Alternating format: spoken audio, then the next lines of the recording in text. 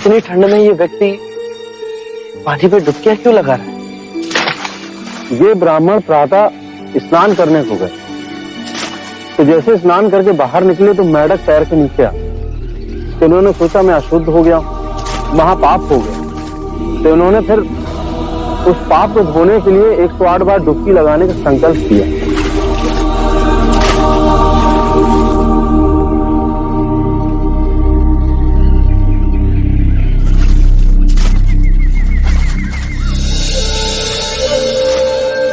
सुनिए, आप ठंड से कांप रहे हैं। यदि ऐसा करेंगे तो बीमार पड़ जाएंगे। महात्मा, हंगाने में मुझसे पाप हो गया। ये नदी गंगा नदी की उपनदी है। इसमें नहाने के बाद मेरे पाप धुल जाएंगे। इस नदी में डुबकी लगाने से यदि आपके पाप धुल जाएंगे तो इस नदी में रहने वाले मेंढक के ऊपर पांव आने पर आप अपवित्र कैसे हो गए? यदि आपको ऐसा लगता है कि नदी में डुबकी लगाने से आपके पापों का नाश होगा, तो इस नदी में रहने वाली मछलियां, कछुए, सर्प, मेंढक, इन सबको अब तक मुक्ति मिल गई होती।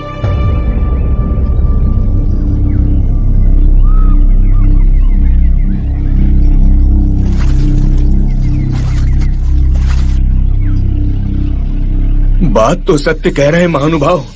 नदी में डुबकी लगाने से पापों का नाश नहीं होता।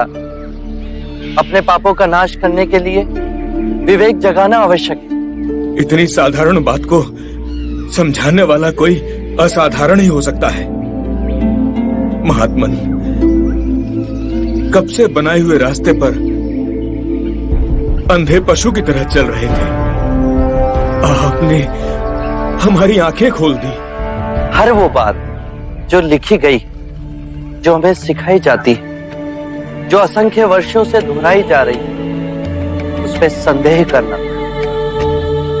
अपो दीपो भवे, अपना दीपक स्वयं बनो।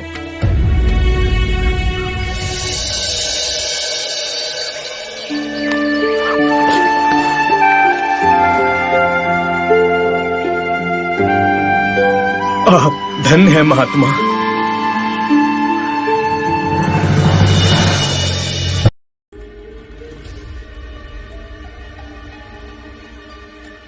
आप लोग भोले लोग हो, आप लोगों को ठगा जा रहा है। कौन ठग रहा है हमें? वही बुद्ध और उसके भिक्षुक। हमने सोचा क्यों ना आज उनकी परीक्षा ली जाए। प्रतिदिन निःशुल्क ही भिक्षा ले जाते हैं। पर वो तो महात्मा लोग हैं। कहां का महात्मा? आज देखते हैं उनमें आध्यात्मिक शक्ति है या नहीं। यदि नहीं तो उन्हें धक्के मारकर राजगीर से बाहर निकाल देंगे। अवश्य। भाइयों सावधान, 2 भिक्षुक इधर ही आ रहे हैं। आइए भिक्षुकगण, आइए। आप ही की प्रतीक्षा हो रही थी, पधारिए। देखिए, यह चंदन का भिक्षा पात्र बांस पर रखा हुआ है। यदि आप बांस को बिना छुए चंदन का भिक्षा पात्र निकाल दें तो आपको भिक्षा मिलेंगी, अन्यथा नहीं। हमें क्षमा कीजिए।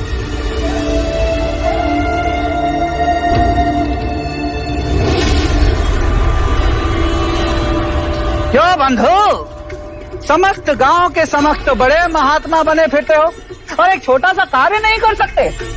कैसे करेंगे? ये धूर्त है, घमंडी है, पाखंडी है ये लोग।